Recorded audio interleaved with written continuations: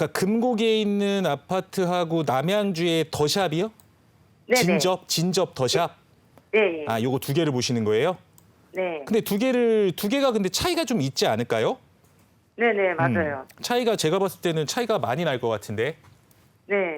차이가 많이 나는데 이거 두 개를 고민을 사실 요거는 크게 고민인 문제는 아닌 것 같아요. 제가 봤을 때는. 왜 그러냐면은 일단 이 위치적으로는 그러니까 금곡 쪽이 어떻게 보면 서울이나 이런 쪽이랑은 더 접근성이 좋을 수도 있어요. 네. 저 접근성이 좀 좋을 수는 있기는 한데 사실 이 금곡에 있는 아파트, 그러니까 위치적으로는 금곡 쪽이 아무래도 서울 접근성은 조금 더 나을 수도 있는데요. 네. 일단 그러면은 두 개가 어떻게 보면은 진접보다는 금곡이 더 위치가 낫다는 거잖아요. 네네. 그것 근데 때문에. 위치 보면은 진접은 이 위쪽이고 금곡보다도 더 위쪽이고요. 네. 위쪽이고 여기가 이제 진접이고 밑에가 이제 금곡인데 네. 그리고 이제 여기는 이제 금곡에 있는 아파트는 기존 아파트일 거고요. 네, 한 20년 된 것 같더라고요. 20년 됐고요. 여기 진접에 있는 아파트는 그 더샵 같은 경우는 지금 이제 공사를 하고 있는 신규 아파트예요.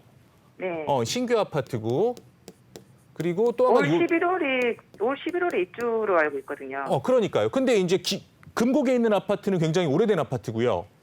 네네. 뭐 이 진접에 있는 아파트는 신규로 이제 입주를 시작하는 아파트고요. 네. 그리고 일단 두 개를 이제 요 둘 중에 어떤 걸 사는 게 나을까 이제 첫 번째는 물어보신 거고요. 네. 두 번째는 이제 요걸 하지 말고 그냥 여기 왕숙이나 이제 요런 곳에 이제 청약을 할까 요렇게 얘기를 하셨잖아요. 네네. 일단 그러면 여기가 이제 3기 신도시인데 그러면 지금 집이 없으신 거죠? 네네. 자가가 없으신 거고 일단 그럼 기본적으로 이렇게 한번 볼게요. 만약에 이 금곡이나 이 금곡에 집을 사는 게 나아요? 진접에 집을 사는 게 나아요? 3기 신도시 분양을 받는 게 나아요? 이렇게 얘기를 하면 네. 이거는 분양을 받는 게 나아요. 아, 그래요? 분양을 받는 게 나은데 분양을 받는 게 뭐가 문제냐면은 이 왕숙이 이제 그 3기 신도시잖아요. 네. 3기 신도시고 이제 3기 신도시가 이제 7월부터 사전 청약을 하거든요. 네. 사전 청약을 하는데 이 왕숙 같은 경우에는 제가 알기로는 10월 달부터 사전 청약에 들어가요. 물론 전체 물량은 아니지만 그 물량에서 먼저 공급될 수 있는 것들을 사전 청약을 하고 뭐 12월 달에 사전 청약을 하고 이렇게 사전 청약이 가거든요. 네. 그러면 사전 청약한 다음에 그다음에 사전 청약한다고 공사가 들어가고 막 이러진 않을 거예요. 그러면 사전 청약을 하고 본 청약을 하게 되고요. 네. 본 청약을 하게 되고 본 청약을 한 이후에 이제 여기에 착공에 들어가게 되고 그다음에 이제 입주를 하게 되거든요. 네.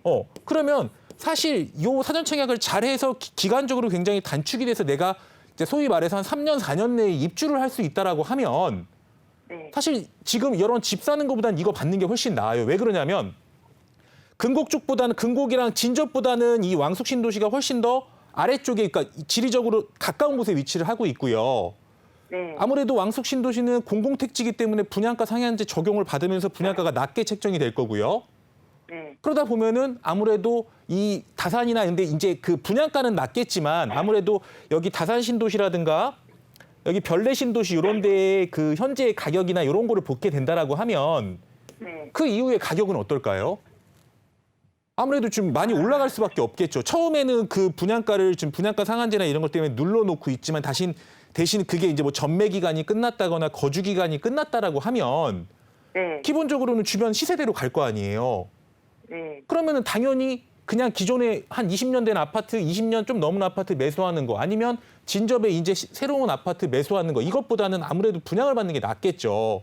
근데 분양을 받는 게 나은데 생각을 해봐야 되는 게 일단 분양을 해서 이게 이렇게 순서대로 잘 가서 내가 한 3년, 4년이면 입주를 할 수 있을 것인지 좀 생각을 해봐야 되고요.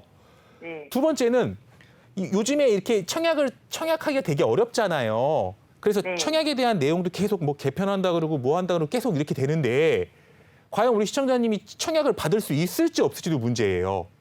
네, 그러니까요. 근데 그러니까 제가 작년 10월에 네. 매도를 했거든요. 작년 계속 10월에 집을 매도하셨어요? 네, 계속 그럼- 무주택 기간이 아니었어요. 그럼 제가 봤을 때 좀 힘드실 것 같은데.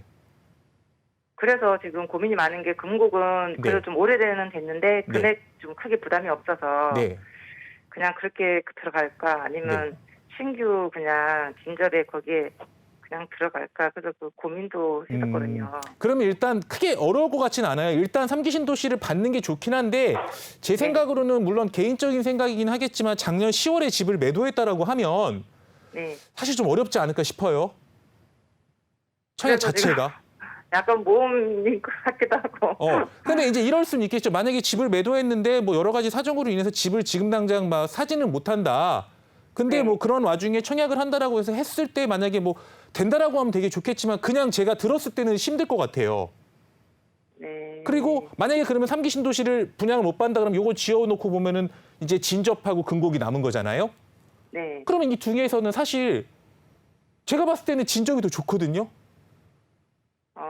진접이요? 진접이 사실 두 개가 비교가 안 돼요. 금액도 그렇고. 그렇죠. 근데 금액적으로 부담이 된다라고 하면 일로 가시는 게 맞을 거고.